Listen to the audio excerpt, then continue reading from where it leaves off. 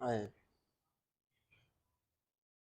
जय हिंद दोस्तों, सफलता एक्सप्रेस में आप लोगों का स्वागत है। आज हम लोग जो पढ़ेंगे ब्रिटिश में ब्रिटिश भारत में शिक्षा का विकास, मतलब जब भारत गुलाम था उस समय ब्रिटिश ने भारत में शिक्षा का विकास क्यों किया, कब किया, कैसे किया और ब्रिटिश का उद्देश्य क्या था।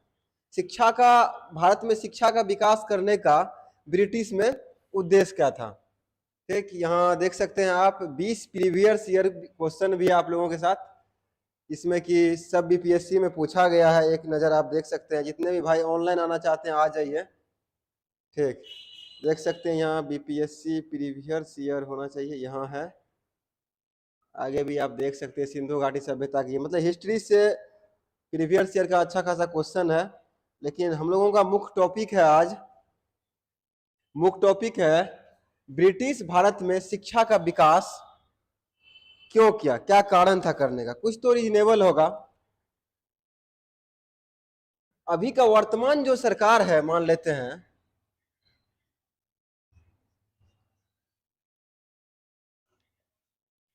वर्तमान सरकार क्या शिक्षा का विकास करना चाहता है या नहीं, इसमें आप लोग दोनों में फंस जाइएगा, यस या नो।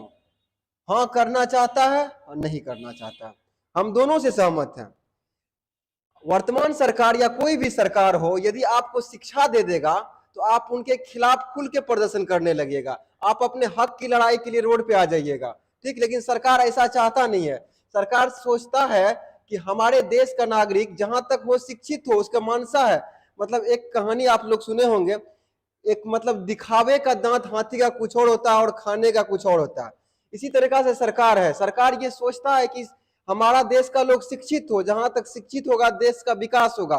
लेकिन कुछ नेता ऐसे भी हैं, वो सोचते हैं कि हमारा देश का व्यक्ति शिक्षित ना हो, शिक्षित होने से उसे हानि है, क्योंकि आप जो भी आपका मौलिक अधिकार है, मौलिक कर्तव्य है, इसके लिए आप सड़क पे आ जाइएगा, सरकार से सारा प्रश्न करिएगा, सरकार इन सभी कारणों से असफल हो जाएंगे। ठीक है, तो उसी तरीका से मुद्दे में चलते हैं कि ब्रिटिश भारत में शिक्षा का विकास का उद्देश्य क्या था। ठीक, हम सीधे टॉपिक पे चलते हैं। आप लोग जो सब नए पे चैनल पे नए हैं तो SKBSE आप लोग यूट्यूब पे सर्च कर सकते हैं और इसको ज्वाइन कर सकते हैं, ज्वाइन करके लाइक और सब्सक्राइब भी कर सकते हैं। ठीक, हम चलते हैं टॉपिक पे, आपका मुद्दा क्या था। ठीक, ब्रिटिश भारत में शिक्षा का विकास क्वेश्चन है, आगे देखिएगा। क्वेश्चन है कि व्यक्तिगत प्रयासों से सर्वप्रथम कलकत्ता में शिक्षा हेतु मदरसा का स्थापना किसके द्वारा की गई थी। देखिए, सबसे पहले आप लोग ये भी जान लीजिए कि जो भी क्वेश्चन है सब NCERT बेस्ड है। ठीक, आप कोई भी जनरल कंपटीशन का तैयारी करते होंगे तो उसमें आपको बेहद फायदा होगा। एक बार वीडियो को जरूर देख लीजिएगा। आप 10 मिनट का वीडियो या 20 मिनट का वीडियो देखने से कोई हानि नहीं होगा, लेकिन हमें जहां तक विश्वास है कि आपका सारा सोल्यूशन हो जाएगा। कहता है व्यक्तिगत प्रयासों से सर्वप्रथम कलकत्ता में शिक्षा हेतु मदरसा की स्थापना किसके द्वारा किया गया था। तो सर्वप्रथम मदरसा का स्थापना कहाँ किया गया था, कोलकाता में किया गया था। कहाँ किया गया था, कोलकाता में किया गया था। ठीक है, मदरसा का स्थापना सर्वप्रथम कलकत्ता में किया गया था। किस अंग्रेज वायसराय ने किया था, वारेन हेस्टिंग्स ने किया था। ठीक, पूछेगा कि मदरसा का स्थापना सबसे पहले कहाँ हुआ था, तो कलकत्ता में हुआ था। किस वायसराय ने करवाया था, तो वारेन हेस्टिंग्स ने करवाया था। अगले क्वेश्चन की ओर चलते, कहता है वर्ष 1784 में कलकत्ता में एशियाटिक सोसाइटी ऑफ बंगाल की स्थापना किसके द्वारा की गई थी। 1784 ईस्वी में एशियाटिक सोसाइटी ऑफ बंगाल का स्थापना सर विलियम जोन्स के द्वारा किया गया था। किसके द्वारा किया गया था, सर विलियम जोन्स के द्वारा किया गया था। अगले क्वेश्चन पे चलते हैं। बनारस में प्रथम संस्कृत महाविद्यालय की स्थापना किसने की थी। मतलब बनारस में जो किया था वो जोनाथन डंकन ने किया था। बनारस में, क्वेश्चन अच्छा से देखिएगा, बनारस में प्रथम संस्कृत महाविद्यालय की स्थापना, प्रथम संस्कृत महाविद्यालय आपसे पूछ सकता है कि प्रथम संस्कृत महाविद्यालय कहाँ खोला गया था, तो आप क्या बोलिएगा, बनारस में खोला गया था। कहाँ खोला गया था, बनारस में खोला गया था। तो कौन खोले थे, जोनाथन डंकन ने खोले थे। कौन खोले थे, जोनाथन डंकन ने खोले थे। ठीक, आसानी से क्वेश्चन को देख लीजिएगा, और जहां तक आपको समझ में आएगा वहां तक आप लिख भी सकते हैं, नोट्स भी बना सकते हैं, बेहद आपके लिए फायदा होगा। अगला क्वेश्चन है, वर्ष 1800 में कलकत्ता में असैन्य अधिकारियों के प्रशिक्षण हेतु फोर्ट विलियम कॉलेज की स्थापना किसके द्वारा किया गया था? 1800 में कलकत्ता में फोर्ट विलियम कॉलेज का स्थापना किया गया था। कहां किया गया था? कलकत्ता में। याद रखिएगा, मदरसा का स्थापना भी सबसे पहले कहां किया गया था? कलकत्ता में किया गया था। ठीक है, कलकत्ता में किया गया था। किसके द्वारा? किस अंग्रेजी गवर्नर के द्वारा? तो वारेन हेस्टिंग्स के द्वारा किया गया था। वारेन हेस्टिंग्स के द्वारा किया गया था। वारेन हेस्टिंग्स के द्वारा किया गया था। ठीक है, अब पूछ रहा है आपको, कलकत्ता में जो फोर्ट विलियम कॉलेज का स्थापना, फोर्ट विलियम कॉलेज, कौन सा college? Fort William college. Fort William college का स्थापना, फोर्ट विलियम कॉलेज का स्थापना कलकत्ता में हुआ था। किसने किया था? लॉर्ड वेलेस्ली किया था। किसने किया था? लॉर्ड वेलेस्ली किया था। तथा किस अधिनियम के द्वारा भारत में शिक्षा के प्रसार हेतु 1 लाख रुपये खर्च करने का अधिकार गवर्नर जनरल को दिया गया? तो 1813 का जो चार्टर अधिनियम था, 1813 का जो चार्टर अधिनियम था, 1813 का जो चार्टर अधिनियम था, उस अधिनियम में बताया गया कि उस अधिनियम में बताया गया कि आपको 1 लाख रुपये खर्च करने के लिए मिलेगा, जो शिक्षा के ऊपर आप खर्च कर सकते हैं। ठीक है, कौन सा अधिनियम था? चार्टर अधिनियम, चार्टर अधिनियम 1813, चार्टर अधिनियम 1813। कौन सा अधिनियम था? चार्टर अधिनियम 1813, चार्टर अधिनियम 1813। कह रहा है कि आंग्ल प्राच्य विवाद किससे संबंधित है? आंग्ल प्राच्य विवाद हुआ था, एक आंग्ल प्राच्य विवाद हुआ था, वो किससे संबंधित है? तो भारत में शिक्षा पद्धति लागू करने की तरीके से है। दोनों में आपस में मतभेद हो गया था, इसलिए इसका नाम रखा गया आंग्ल प्राच्य विवाद। क्या रखा गया? आंग्ल प्राच्य विवाद। आंग्ल प्राच्य विवाद क्या रखा गया? आंग्ल प्राच्य विवाद। याद रखिएगा, पूछेगा आंग्ल प्राच्य विवाद किससे संबंधित है? तो भारत में शिक्षा पद्धति लागू करने के तरीके से। ठीक है, अगले क्वेश्चन की ओर चलते हैं। लॉर्ड मैकाले किस शिक्षा पद्धति से संबंधित थे? ठीक, आप लोग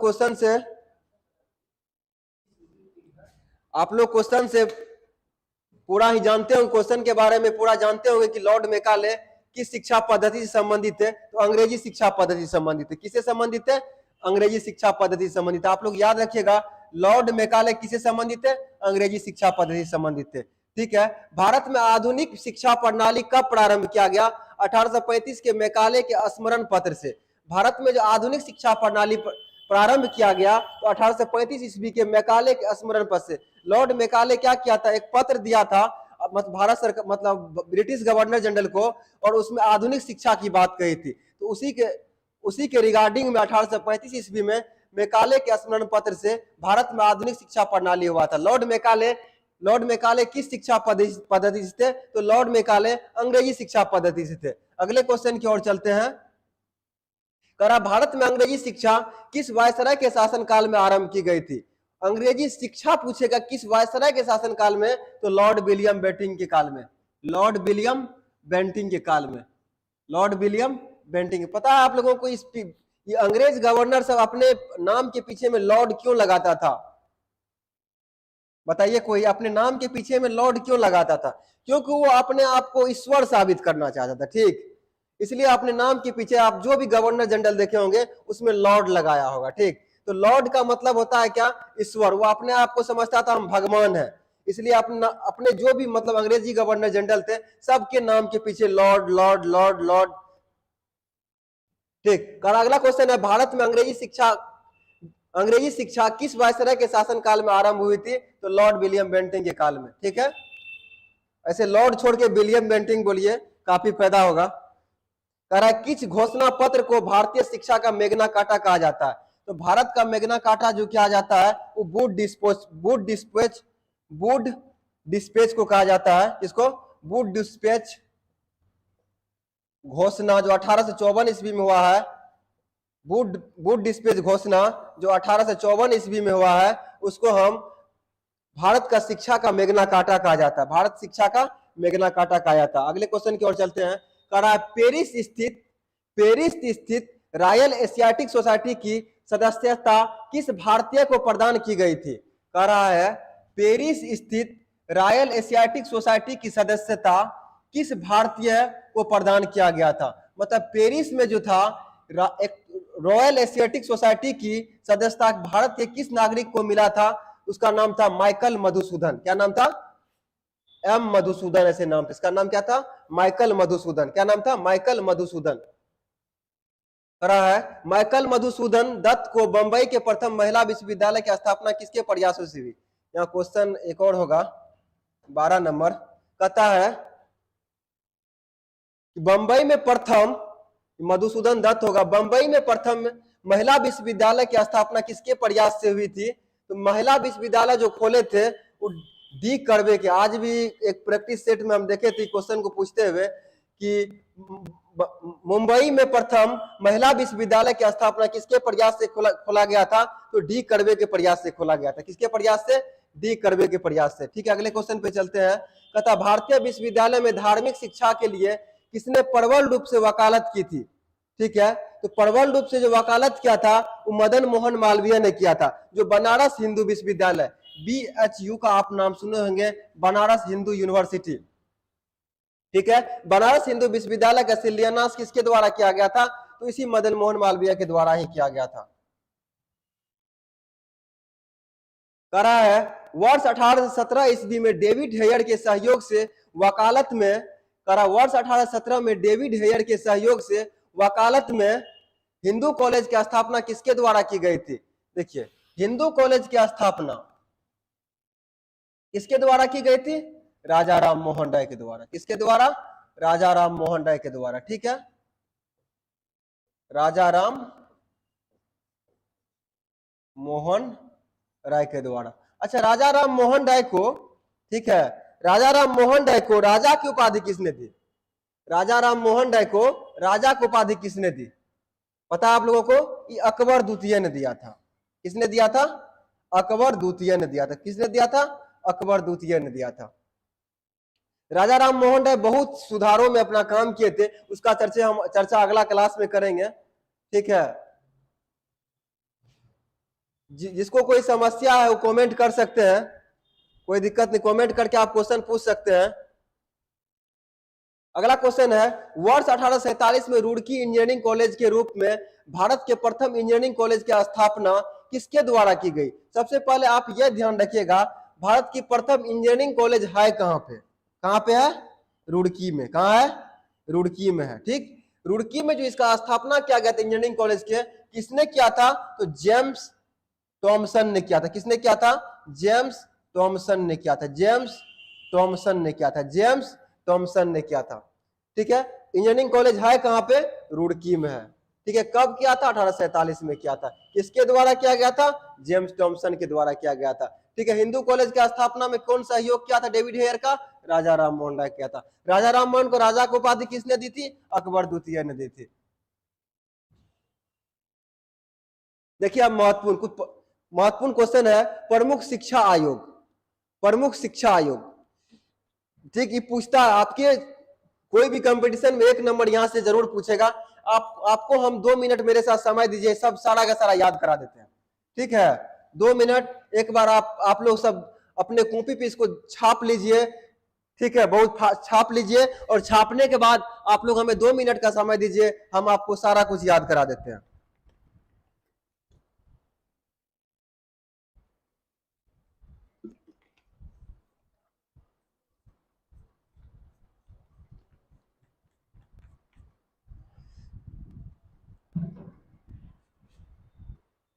ठीक है, चलते हैं।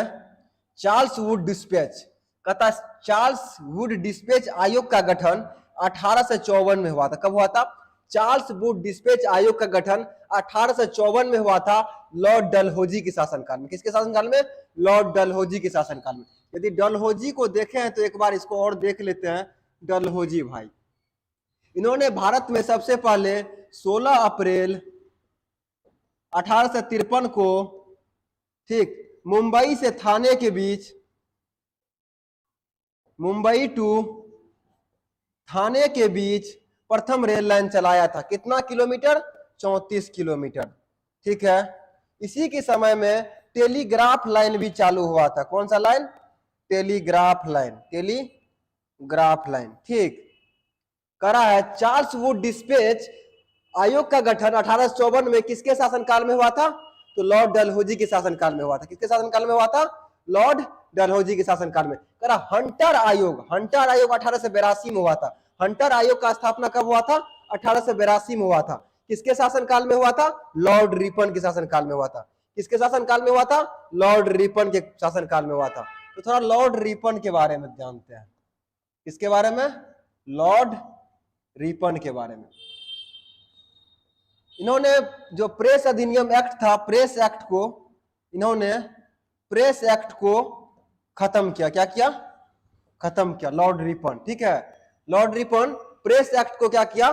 खत्म किया। और प्रेस एक्ट को लागू कौन किया था? तो लॉर्ड लिटन लागू किया था। लिटन क्या किया था? इसको लागू किया था। लिटन लागू किया था। कब किया था? कब किया था? 1882 में इसको खत्म किया था। ठीक है। और इसको लागू 1878 में किया था। ठीक।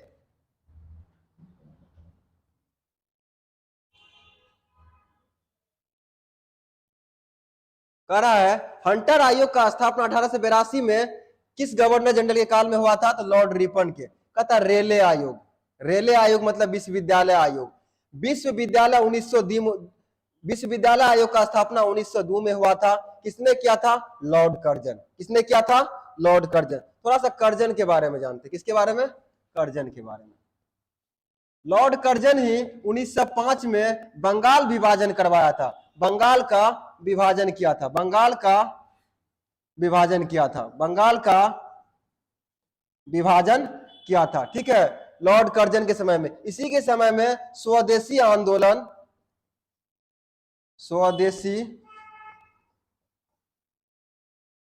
आंदोलन चलाया गया था। ठीक है। इसके समय में लॉर्ड कर्जन के समय में 1905 में बंगाल विभाजन यही करवाए थे, जो कि 1911 में इसको लॉर्ड हार्डिंग ने क्या किया था? लॉर्ड हार्डिंग ने इसको रद्द कर दिया था। क्या किया था? रद्द कर दिया था। लॉर्ड हार्डिंग ने इसको क्या किया था? रद्द कर दिया। लेकिन 1905 में लॉर्ड कर्जन के द्वारा ही बंगाल विभाजन किया गया था। ठीक। अगले क्वेश्चन पे चलते हैं। कहता है कि सेडलर आयोग। ठीक है। सेडलर आयोग की स्थापना 1917 में। सेडलर आयोग का स्थापना 1917 में लॉर्ड चेम्सफोर्ड ने किया था। कौन किया था? लॉर्ड चेम्सफोर्ड ने किया था। ठीक। किसने किया था? लॉर्ड चेम्सफोर्ड ने किया था। किसने किया था? लॉर्ड चेम्सफोर्ड ने किया था। कहता इंच कैप आयोग। पूछता है इंच कैप, इंची में रीडिंग देता है। इंच कैप आयोग लॉर्ड रीडिंग। इंचकेप आयोग 1923 में किसने? Lord reading. इंचकेप आयोग का स्थापना किस गवर्नर जनरल ने किया था? तो इंचकेप आयोग का किसने किया था? लॉर्ड रीडिंग ने। कहता है हार्टोंग समिति। ठीक है। इसको लिखना चाहिए था, प्राथमिक शिक्षा जो था हंटर समिति होगा। हंटर। ठीक है। तो प्राथमिक शिक्षा समिति 1929 में था। ठीक है। लॉर्ड इरविन किए थे। कौन किए थे? Lord Irwin. कौन किए थे? लॉर्ड इरविन किए थे। एक बार फिर से देख लेते हैं। Charles Wood dispatch Dalhousie 1854, Hunter आयोग 1882 लॉर्ड रिपन, रेले आयोग या विश्वविद्यालय आयोग 1902 लॉर्ड कर्जन, सेडलर आयोग 1917 लॉर्ड चेम्सफोर्ड, इंचकेप आयोग 1923 लॉर्ड रीडिंग, कहता प्राथमिक शिक्षा आयोग 1929 लॉर्ड इरविन, लिंडसे आयोग प्रौढ़ शिक्षा लॉर्ड इरविन 1929। आप याद रखिएगा लिंडसे आयोग प्रौढ़ शिक्षा और प्राथमिक शिक्षा। ठीक है। 1929 में लॉर्ड इरविन लाया था। ठीक है। सर्जेंट आयोग 1944 लाया गया था लॉर्ड बेवेल के समय में। राधा कृष्णन आयोग लॉर्ड माउंटबेटन आजादी के समय में लाया था 1948 के आसपास। ठीक है। यहाँ इरविन के बारे में, गांधी और इरविन के बीच एक समझौता हुआ था। ठीक है। थोड़ा गांधी एंड इरविन के बीच एक समझौता हुआ था जिसका नाम था गांधी इरविन समझौता। ये कब हुआ था? 5 मार्च 1931 में। कब हुआ था? 5 मार्च 1931 में हुआ था। इसमें गांधी के द्वारा कुछ मांगे थी, 11 सूत्रीय मांग, ठीक है। 14 सूत्रीय मांग भी कहीं कहीं आता है, 11 सूत्रीय मांग था, ठीक है। उसमें गांधी के कुछ मांगे थी जो इरविन के द्वारा पूरा किया करने का मतलब बताया गया था कि गांधी जो मांग रखे थे इरविन के सामने, और इरविन जो कुछ मांग रखे थे गांधी के सामने, उस समय जो आंदोलन चल रहा था। आगे हम गांधी इरविन समझौता भी पढ़ेंगे, महात्मा गांधी की बारे में भी पढ़ेंगे। आप लोग चैनल पे बने रहे और वीडियो को देखते रहे। सारा समस्या आपका हिस्ट्री से तीक्ष्ण दिन में मतलब थोड़ा सा समय में दूर हो जाएगा।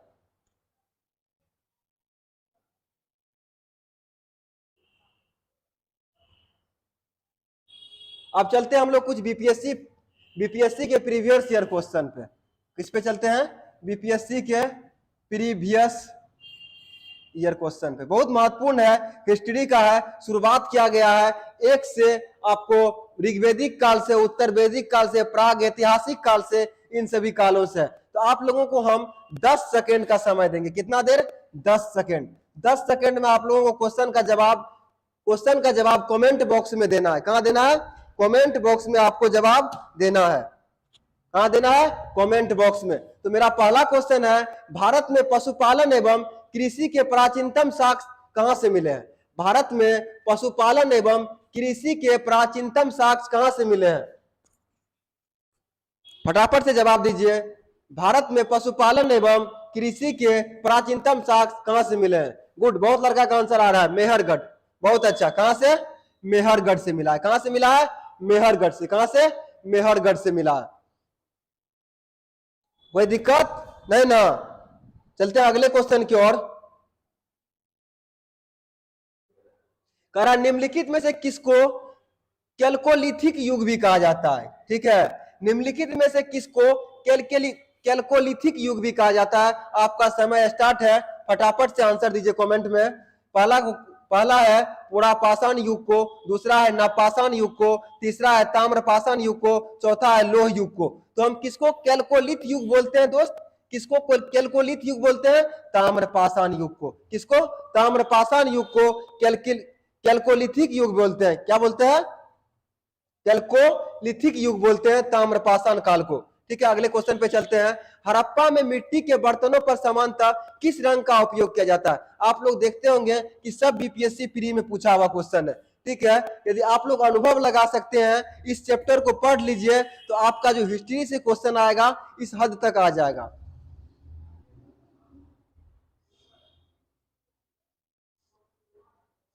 एक लड़का बोल रहे हैं सर आप बीपीएससी क्यों नहीं क्वालिफाई किए? बहुत अच्छा, बहुत अच्छा। तो हम बताना चाहते हैं कि बीपीएससी कोई बहुत बड़ा एग्जाम नहीं है। ठीक, इसको कोई स्टूडेंट ही निकालता है। एक्चुअली हर कोई स्टूडेंट हर विषय में अच्छा नहीं होता। जैसे मेरा हिस्ट्री फिजिक्स ठीक ठाक है, बहुत बेहतर तरीका से हम जानते हैं, उसी तरीका से मेरा और सब सब्जेक्ट में कुछ कमियां हैं, इसको दूर करने का प्रयास किया जा रहा है, तथा आप लोगों के साथ भी हम बने हैं। ठीक, इसलिए जरूरी नहीं है। चलते क्वेश्चन पे। हड़प्पा में मिट्टी के बर्तनों पर सामान्यतः किस रंग का उपयोग किया होता है? लाल रंग का। किसका? बहुत का आंसर आ रहा था लाल रंग का। किसका उपयोग करते थे? लाल रंग का। किसका उपयोग करते थे? लाल रंग का। कोई दिक्कत नहीं, चलते अगले क्वेश्चन पर।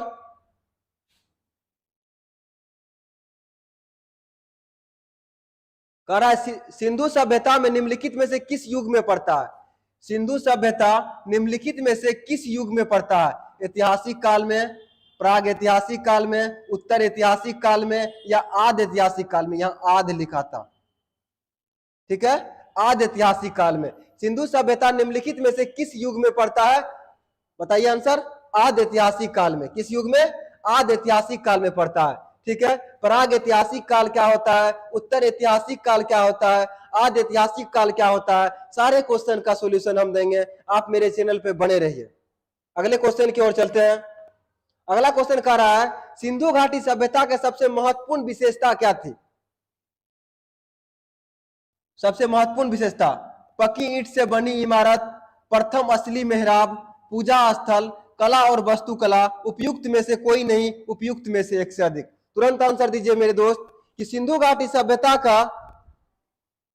सिंधु घाटी सभ्यता का सबसे महत्वपूर्ण विशेषता क्या था?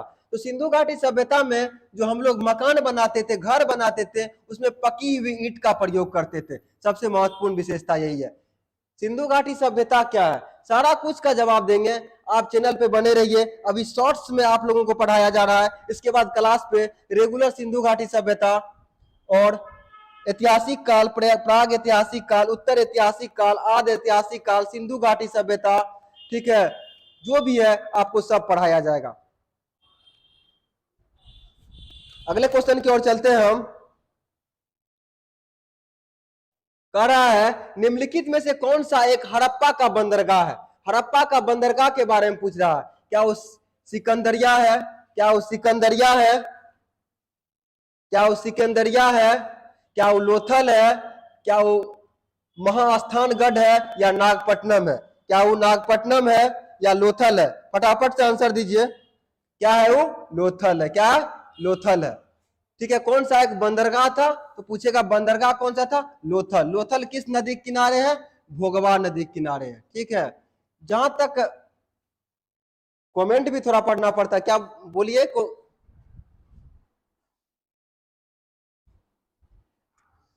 ठीक ठीक। किस राज्य में पड़ता है लोथल? लोथल गुजरात में पड़ता है। कहाँ है? लोथल गुजरात के अहमदाबाद जिला में। कहाँ है? अहमदाबाद जिला में है। गुजरात के अहमदाबाद जिला में लोथल है, भोगवा नदी के किनारे। कहाँ है? अहमदाबाद जिला के, अहमदाबाद जिला, गुजरात के अहमदाबाद जिला में भोगवा नदी के किनारे है। ठीक। अगले क्वेश्चन की ओर चलते हैं हम लोग।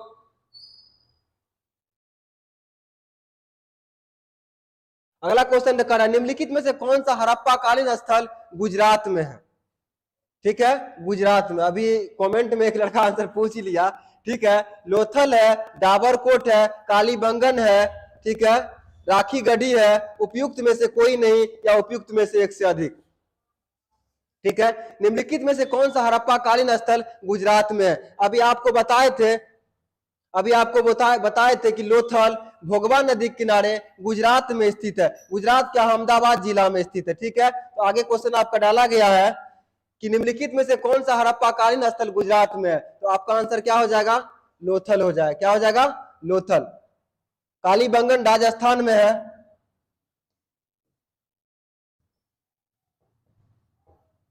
ठीक। आगे चलते हैं अगले क्वेश्चन की ओर।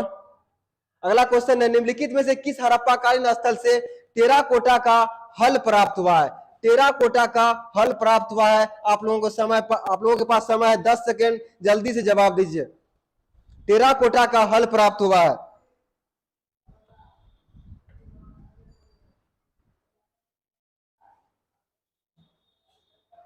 टेराकोटा का हल जो प्राप्त हुआ है वो बनवाली से प्राप्त हुआ है। कहां से प्राप्त हुआ है? बनवाली से। बनवाली कहां पे है? तो हरियाणा में है। बनवाली कहां पे है? हरियाणा में। टेराकोटा का हल कहां से प्राप्त हुआ है? तो ही बनवाली से प्राप्त हुआ है। ठीक। हम अगले क्वेश्चन की ओर चलते हैं। लोथल के बारे में चर्चा कर ही लिए थे। गुजरात में है, अहमदाबाद जिले में, कालीबंगन राजस्थान में।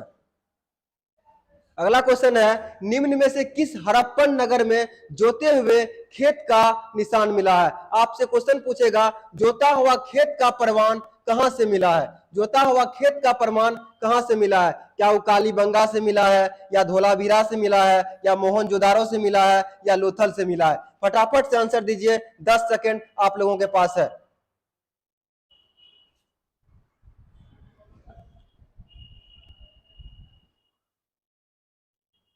ठीक है। दो लड़का का आंसर आया कालीबंगन से मिला है। ठीक है। तो जोता हुआ खेत का प्रमाण कहां से मिला है? हमको कालीबंगन से मिला है। ठीक है। मोहनजोदड़ो के ही मृतकों का टीला कहते हैं जो बाढ़ के कारण नष्ट हो गया था। लोथल भोगवा नदी किनारे है। ठीक। अगले क्वेश्चन की ओर चलते हैं। तो जोते हुए खेत का प्रमाण हमको कहां से मिला है? कालीबंगन से मिला है। अगला क्वेश्चन है निम्नलिखित में से कौन सा हड़प्पा और मोहनजोदड़ो के उत्खनन से संबंधित नहीं थे? 15 सेकंड आपको इस क्वेश्चन के लिए दिया जा रहा है। 15 सेकंड में आंसर करिए। आपका क्या होगा आंसर?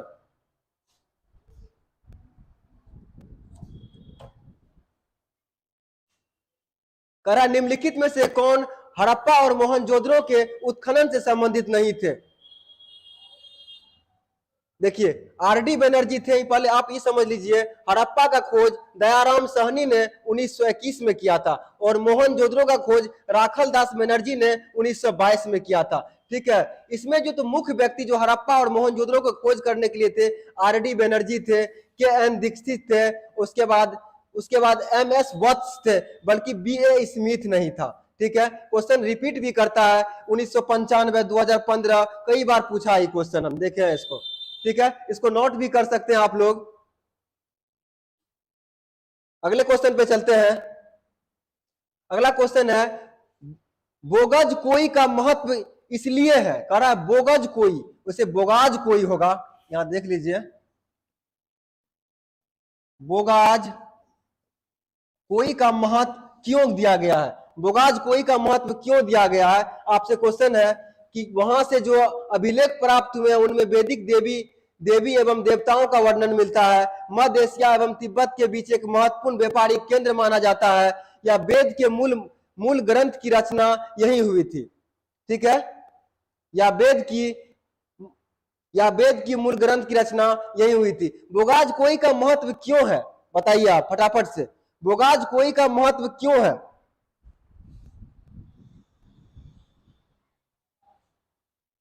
बोगाज कोई का महत्व क्यों है। ठीक है, इसका आंसर होगा वहां जो अभिलेख प्राप्त हुए हैं उनमें वैदिक देवी एवं देवताओं का वर्णन मिलता है। देवी एवं देवताओं का वर्णन बोगाज कोई अभिलेख से ही प्राप्त होता है, इसलिए बोगाज कोई अभिलेख बहुत महत्वपूर्ण है, इसलिए बोगाज कोई अभिलेख बहुत महत्वपूर्ण है। अगले क्वेश्चन कह रहा है प्रसिद्ध 10 राजाओं का युद्ध किस नदी पे लड़ा गया था। बहुत अच्छा क्वेश्चन। 10 राजाओं का युद्ध किसके किसके बीच हुआ था, किसी को पता है कमेंट में बताइए तो। 10 राजाओं के युद्ध जो हुआ था किसके किसके बीच हुआ था।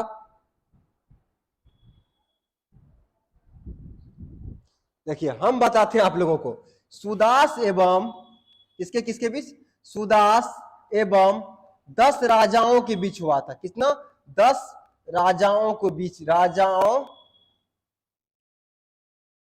के बीच पुरुषनी नदी पे हुआ था। क्या हुआ था, पुरुषनी नदी पे हुआ था। पुरुषनी को वर्तमान में हम लोग रावी नदी भी बोलते हैं, इसको वर्तमान में क्या बोलते हैं, रावी नदी भी बोलते हैं, इसको वर्तमान में क्या बोलते हैं, रावी नदी भी बोलते हैं। ठीक है, तो सुदास एवं 10 राजाओं के बीच में जो युद्ध हुआ था पुरुषनी या रावी नदी पे, उसी को ही हम प्रसिद्ध 10 राजाओं का युद्ध कहते हैं या दसराग युद्ध कहते हैं। ठीक है, तो किस नदी पे लड़ा गया था, किस नदी पे लड़ा गया था, पुरुषनी नदी पे। किस नदी पे लड़ा गया था, पुरुषनी नदी पे लड़ा गया था। ठीक, अगले क्वेश्चन पे चलते हैं। कह रहा ऋग्वेद में कौन सा मंडल पूर्णतः सोम को समर्पित है। बहुत हाईलाइटेड क्वेश्चन है, सोम को समर्पित ऋग्वेद में कौन सा मंडल है, फटाफट से बताइए। ऋग्वेद में कौन सा मंडल सोम को समर्पित है, तो 9वां मंडल है। कौन सा मंडल है, 9वां मंडल है। बहुत लड़का आंसर सर्च से दे देते हैं, गुड, बहुत अच्छा। अगले क्वेश्चन पे चलते हैं। कह रहा है ऋग्वेद संहिता का 9वां मंडल पूर्णतः किसको समर्पित है। कह रहा है ऋग्वेद संहिता का 9वां मंडल पूर्णतः किसको समर्पित है। ठीक है, अभी चर्चा भी किए थे पूर्णतः किसको समर्पित है, बताइए। इसमें आपको बताए थे कि 9वां मंडल में सोम का उल्लेख किया गया है। किसका उल्लेख, सोम का उल्लेख किया गया। ठीक है, और इसी पे जो आधारित कुछ देवी देवता थे, कुछ देवता का भी उल्लेख किया गया। पूर्णतः किसको समर्पित है, इंद्र और उनके हाथी को नहीं, उर्वशी एवं उनका स्वर्ग को नहीं, पौधे और जड़ी बूटियों से संबंधित देवी देवतागण को नहीं, सोम और, ठीक है, एक आंसर यहां आ गया, सोम और इस पेपर नामकृत देवता का, इस पेपर नामकृत देवता का। आपका आंसर क्या हो जाएगा, आपका आंसर क्या हो जाएगा, आपका आंसर क्या हो जाएगा, आपका आंसर क्या हो जाएगा, सोम और इस पेपर नामकृत देवता का। फटाफट से जिसको छापना है छाप भी सकते हैं, या आगे चलते हैं, या आगे चलते हैं।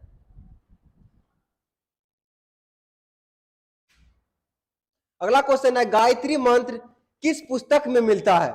गायत्री मंत्र किस पुस्तक में मिलता है? तो आप लोगों को पता होगा गायत्री मंत्र ऋग्वेद से लिया गया है, ठीक है। वेद 4 है, 4 वेद है, ठीक है। ऋग्वेद, अथर्ववेद, यजुर्वेद और सामवेद।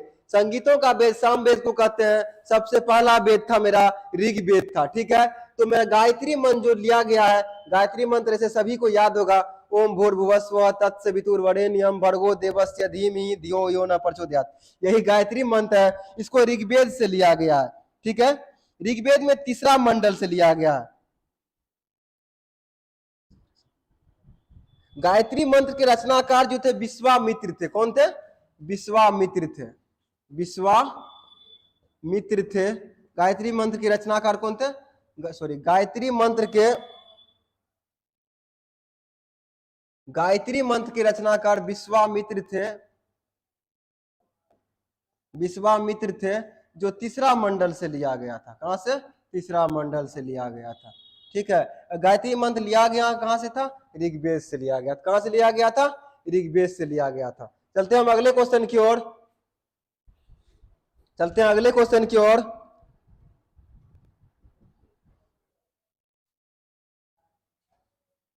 अगला क्वेश्चन है, निम्नलिखित में से किस भारतीय दर्शन में परमाणु सिद्धांत का प्रतिपादन किया? योग का किसने किया था? पतंजलि। न्याय का गौतम, सांख्य का कपिल, वैश्विक का कनाद। तो कह रहा निम्न में से किस भारतीय दर्शन में परमाणु सिद्धांत का प्रतिपादन किया है? तो वैश्विक में, ठीक है। वैश्विक में किसमें? सांख्य दर्शन का, योग दर्शन का प्रतिपादन किसने किया? पतंजलि ने। न्याय का गौतम ने, सांख्य का कपिल ने, वैश्विक का कनाद ने। आपका आंसर हो जाएगा क्या? परमाणु सिद्धांत किसमें था? तो वैश्विक में था। किसमें था? वैश्विक में था। अगले क्वेश्चन पे चलते हैं। याद हो गया? वैश्विक कनाद, ठीक। अगले क्वेश्चन में कहते हैं महावीर स्वामी का जन्म कहां हुआ था? आसान सा क्वेश्चन है, जल्दी से बताइए आप लोग। महावीर स्वामी का जन्म कहां हुआ था? 1997, 2005, 2011, ठीक। 3 बार पूछा हुआ है, महावीर स्वामी का जन्म कहां हुआ था?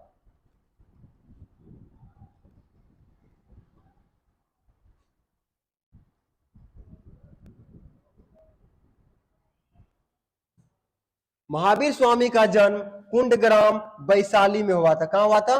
कुंडग्राम वैशाली में हुआ था, ठीक है। इसका जन्म कब हुआ था? इसका जन्म 540 ईसा पूर्व में हुआ था, ठीक है। इसमें ढेर सारा बुक में ढेर सारा प्रकाशित किया है, ठीक। इस तरीका से महात्मा बुद्ध का जन्म 563 ईसा पूर्व में हुआ था। इस तरह महावीर स्वामी का जन्म 540 ईसा पूर्व में हुआ था, ठीक। महावीर के माता पिता के, महावीर के बारे में मतलब जैन धर्म के बारे में एक चैप्टर ही है जिसको हम चर्चा करेंगे। यदि आप लोग जैन धर्म और बौद्ध धर्म को नहीं देखे हैं तो एक चैनल है, उस पे जाके आप SKBSE पर जैन धर्म और बौद्ध धर्म पढ़ाया गया है, आप उसे देख सकते हैं, ठीक। सारा कंक्लूजन दूर हो जाएगा। अगले क्वेश्चन की ओर चलते हैं। कह रहा महावीर जैन की मृत्यु निम्नलिखित में से किस नगर में हुई थी? कुंडग्राम वैशाली में जन्म हुआ था और मृत्यु कहां हो गई थी? पावापुरी में। कहां हो गई थी? पावापुरी में। कहां हो गई थी? पावापुरी में हो गई थी। मृत्यु कहां हुई थी? पावापुरी में। जन्म कहां हुआ था? कुंडग्राम वैशाली में। चलते हैं अगले क्वेश्चन की ओर। भगवान महावीर का प्रथम शिष्य कौन था? जमाली कमाली। बोलिए आंसर। भगवान महावीर का प्रथम शिष्य कौन था?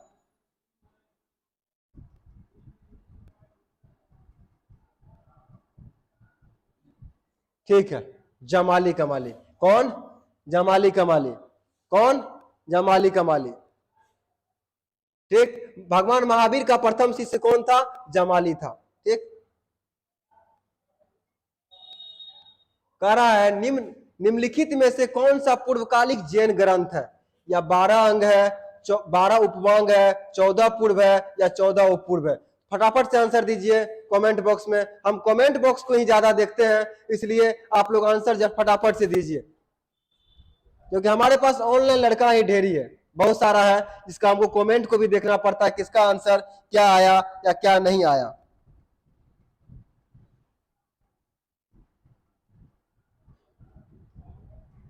ठीक, बहुत अच्छा, बहुत अच्छा, 14 पूर्व में, बहुत बहुत अच्छा। कहा निम्नलिखित में से कौन सबसे पूर्वकालिक जैन ग्रंथ है? सबसे पूर्वकालिक जैन ग्रंथ, सबसे पूर्वकालिक जैन ग्रंथ 14 पूर्व है। कौन है? 14 पूर्व है, 14 पूर्व है। फिर हम मिलेंगे आपको अगले क्लास में। एक बार हम लोग रिवाइज की और फटाफट से ध्यान दे देते हैं कि क्या सब पढ़े अभी, क्या सब नहीं पढ़े। ठीक, क्या सब पढ़े, क्या सब नहीं पढ़े। अगले क्वेश्चन की ओर एक बार ध्यान दे दीजिएगा। कह रहा है, कह रहा है महावीर, महावीर जैन की मृत्यु कहाँ हुई थी? पावापुरी में हुई थी। कहाँ हुई थी? भगवान महावीर का प्रथम शिष्य कौन था? जमाली था। कौन था? जमाली था। निम्नलिखित में से कौन सबसे पूर्वकालीन जैन ग्रंथ कहलाता है? 14 पूर्व। कौन? 14 पूर्व। कौन? 14 पूर्व। अगला क्वेश्चन है मेरा, अगला क्वेश्चन है मेरा, एक मिनट। यदि आप लोग जो भी वीडियो नहीं देखे हैं, ठीक है, एक बार मेरे चैनल पे आके अच्छा से आप देख लीजिएगा, सारा कुछ को समझ जाइएगा। ठीक, उसमें कोई दिक्कत नहीं होगा। आपको जहां से जो भी समस्या होगा आप कमेंट करके पूछ सकते हैं, कमेंट करके पूछ सकते हैं, कमेंट करके पूछ सकते हैं। ठीक,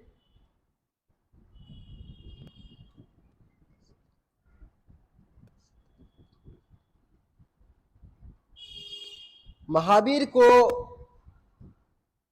कितने वर्ष की आयु में मृत्यु हुई? 72 वर्ष की आयु में महावीर का मृत्यु हुआ था। थोड़ा सा कमेंट पढ़ रहे हैं, 72 वर्ष की आयु में महावीर का मृत्यु हुआ था। 72 वर्ष की आयु में महावीर का मृत्यु हुआ था। कितना वर्ष के आयु में? 72 वर्ष की आयु में। महावीर स्वामी का जन्म कुंडग्राम वैशाली में हुआ था तथा तथा उनकी मृत्यु पावापुरी में हुई थी, तथा उनकी मृत्यु पावापुरी में हुई थी। कहाँ हुई थी? पावापुरी में हुई थी। ठीक, उसका प्रथम शिष्य कौन था? तो जमाली शिष्य था। कौन था? जमाली। आप लोग कल से फिर 7 बजे लाइव आइए SKBSE चैनल पर। कहाँ? SKBSE चैनल पर लाइव आ सकते हैं और देख सकते हैं। ठीक,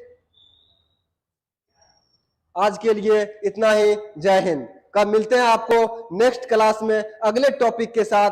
और भारतीय राष्ट्रीय आंदोलन जो है, सबसे पहले इस चैनल पे आज से 4 दिन बाद एक चीज और नोटिस कर लीजिएगा, आप लोगों के बीच, आप लोगों के बीच बहुत जल्द हिस्ट्री मैराथन आने वाला है।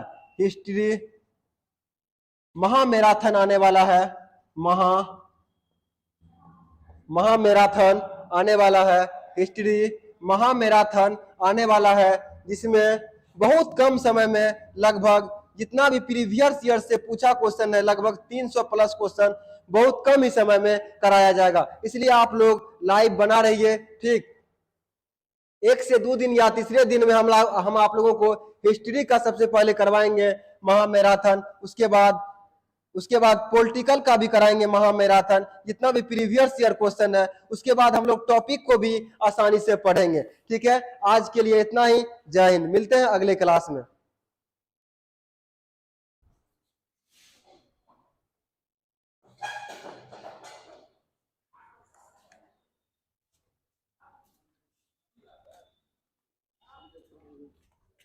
आइए सर जी।